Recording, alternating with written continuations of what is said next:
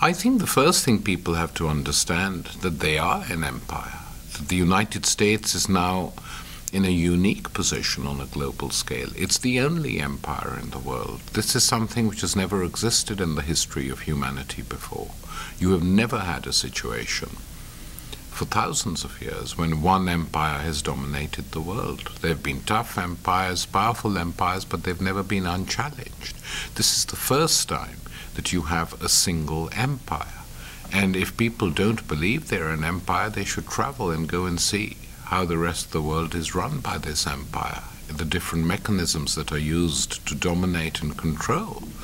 I think because the United States is such a large country, and with such a diversity of flora and fauna and nature, that most people don't like leaving it. They can find whatever they want in the United States. But the fact that only a minority of US citizens even have passports is indicative and symbolic of the isolation.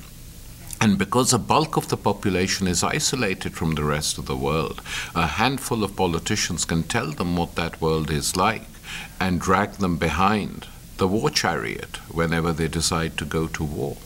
And I think that's extremely important, that American people should actually get a different view of the world. They should travel, they should go and see what is going on in Palestine. I think a lot of very ordinary, decent American people would be shocked at the scale of the oppression that takes place in that one tiny place in the world. They should go and visit parts of Africa. They should go and see what's happening in the Far East to get a picture of the real world. Once you understand that you're a citizen of an empire, you have certain responsibilities.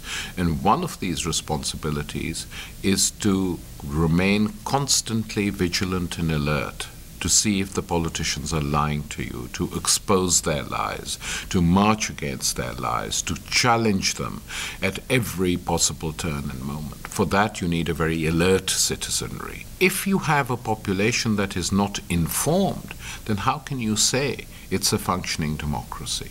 Surely democracy requires the broadest possible and the most diverse means of information. If you give people simply one opinion day after day after day, what is the difference between you and a one-party state? Every time I come to the States and watch both the network newses, which are awful, and then you switch on by accident to Fox TV, this is like a really gross propaganda channel for the administration and its system.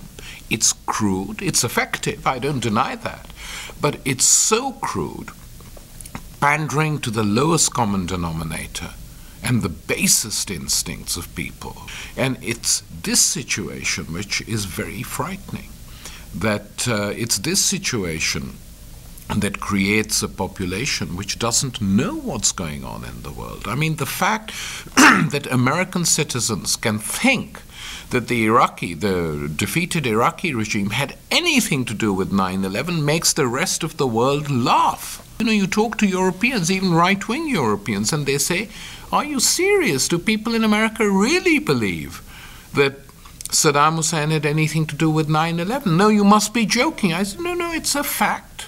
But it's the only country in the world where they believe it, that you have the world's most powerful empire with the most advanced technology which exists in the world, with the finest research universities in the world.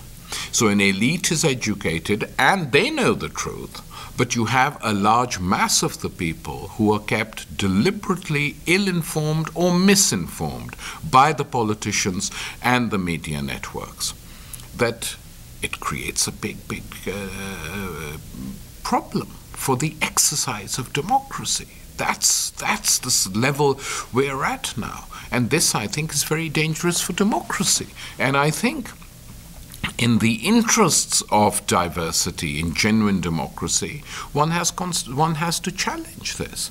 And if American reply to this, but we aren't interested in politics, and then say, well, you pay the price if you're not interested in politics.